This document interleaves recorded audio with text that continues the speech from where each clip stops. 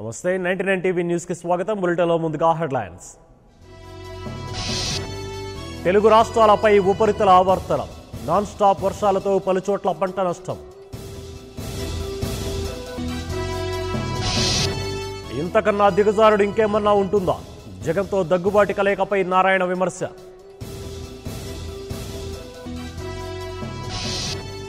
అమరావతిలో జనసేన జెండా పాటుతాం, గుంటూరు సభలో పవన్ కళ్యాణ్ ఉద్ఘాటన.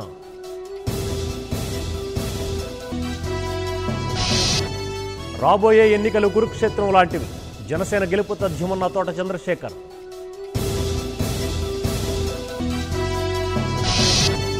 బీసీలకు రాజ్యాధికారం ఇచ్చింది టీడీపీని, రాజమండ్రి సభలో చంద్రబాబు వరాలు.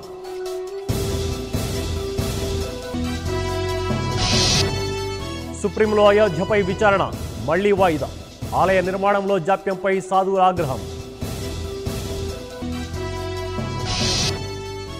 నేడు భారత్ కివీస్ మధ్య 3వ వన్డే సిరీస్ విజయమే లక్ష్యంగా బరిలోకి దిగుతున్న టీమిండియా.